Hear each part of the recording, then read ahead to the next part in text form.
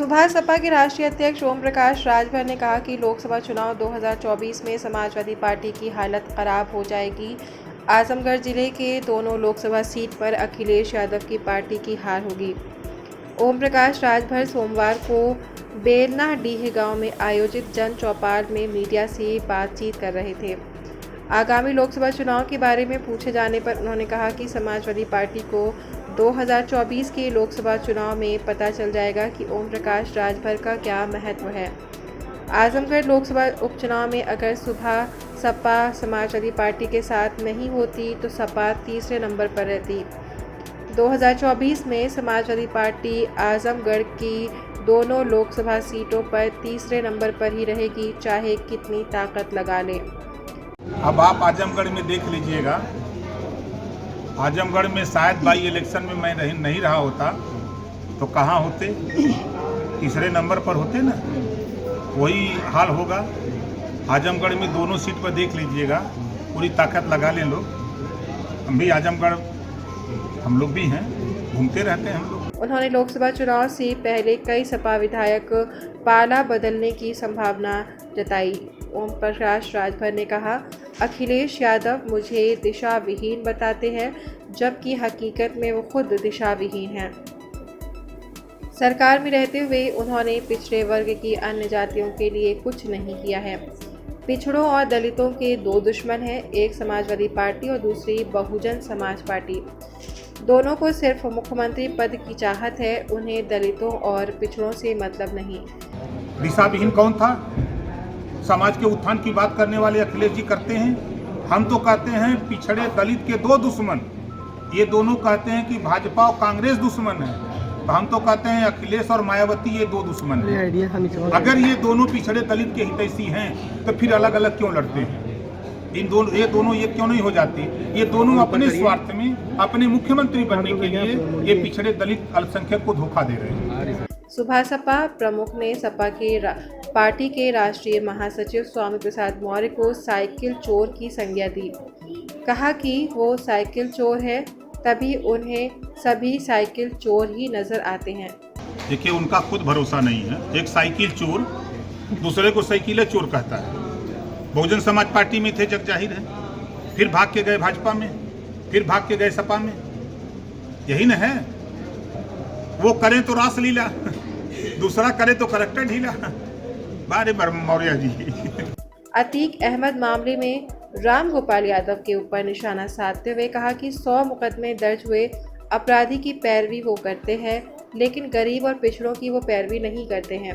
राम गोपाल जी जिसके ऊपर 100 मुकदमे लिखे गए हों, उसको बचाने के लिए मुख्यमंत्री से मिल सकते हैं। पिछड़ों की रहनुमाई करने वाले, पिछड़ों की दुहाई देने वाले, जब 68,500 में 5% रिजर्वेशन सामान्य वर्ग बैकवर्ड शेड्यूल कास्ट को नहीं मिला, तब उसको लेकर के मुख्यमंत्री से नहीं मिली।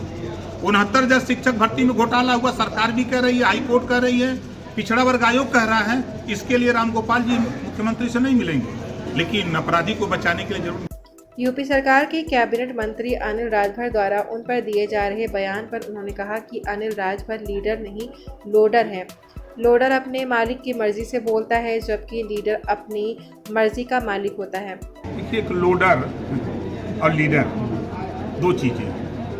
लोडर मालिक की मर्जी से बोलता है, लोडर मालिक की मर्जी से बोलता है, और लीडर अपनी मर्जी से बोलता है। सामाजिक न्याय समिति की रिपोर्ट लागू करने के लिए सदन चला है, जबान खुली।